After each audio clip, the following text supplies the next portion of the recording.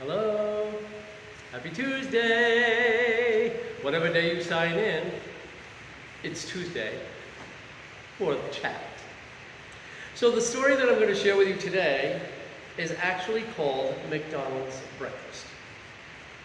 It's about this family that goes to McDonald's and the experience that they had while there. I am a mother of three, ages 14, 12, and 3. And have recently completed my college degree. The last class I had to take was sociology. The teacher was absolutely inspiring with the qualities that I wish every human being had been graced with. Her last project of the term was called Smile.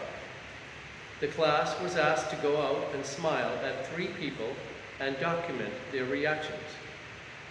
I'm a very friendly person and always smile at everyone and say hello anyway.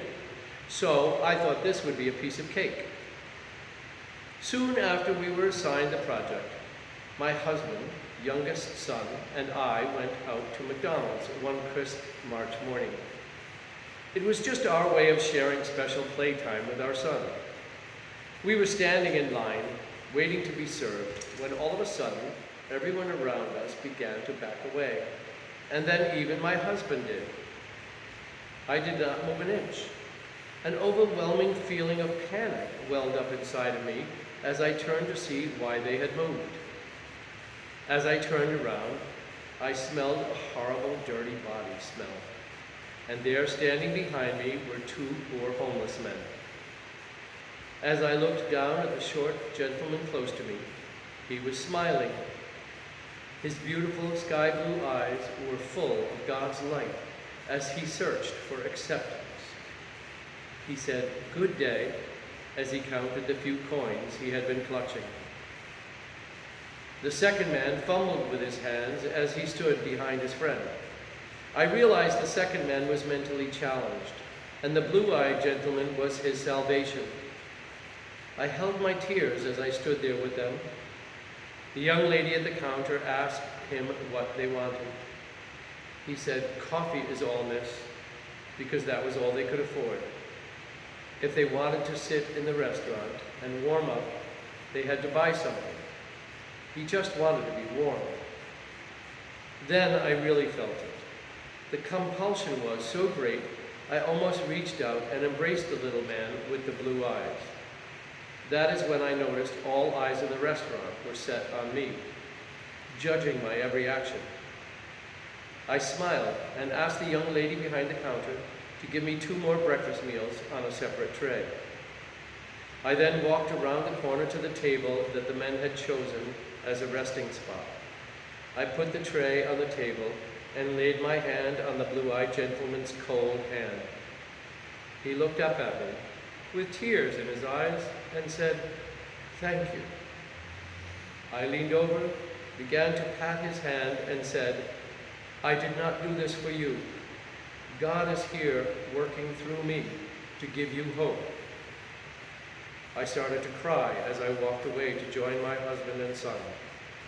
When I sat down, my husband smiled at me and said, "That is why God gave you to me, honey, to give me hope." We held hands for a moment, and at that time, we knew that only because of the grace that we had been given were we able to give.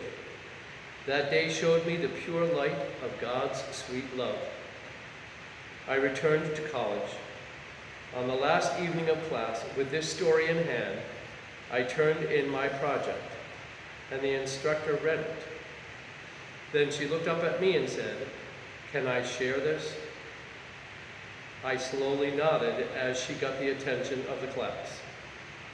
She began to read, and that is when I knew that we as human beings, and being part of God, share this need to heal people and to be healed.